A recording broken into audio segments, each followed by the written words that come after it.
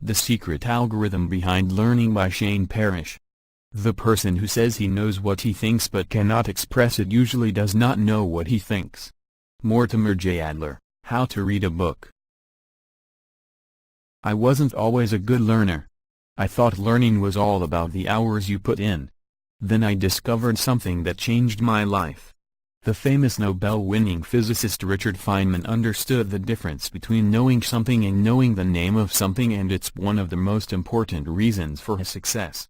Feynman stumbled upon a formula for learning that ensured he understood something better than everyone else. It's called the Feynman technique, and it will help you learn anything deeper and faster. The topic, subject, or concept you want to learn doesn't matter. Pick anything. The Feynman technique works for everything. Best of all, it's incredibly simple to implement. The catch: it's ridiculously humbling. Not only is this a wonderful method of learning, but it's also a window into a different way of thinking. Let me explain. There are 4 steps to the Feynman technique. Step 1. Teach it to a child. Take out a blank sheet of paper and write the subject you want to learn at the top. Write out what you know about the subject as if you were teaching it to a child. Not your smart adult friend, but rather an 8-year-old who has just enough vocabulary and attention span to understand basic concepts and relationships. A lot of people tend to use complicated vocabulary and jargon to mask when they don't understand something. The problem is we only fool ourselves because we don't know that we don't understand. In addition, using jargon conceals our misunderstanding from those around us. When you write out an idea from start to finish in simple language that a child can understand, tip: use only the most common words. You force yourself to understand the concept at a deeper level and simplify relationships and connections between ideas. If you struggle, you have a clear understanding of where you have some gaps.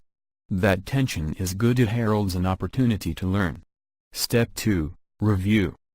In Step 1, you will inevitably encounter gaps in your knowledge where you're forgetting something important, are not able to explain it, or simply have trouble connecting an important concept.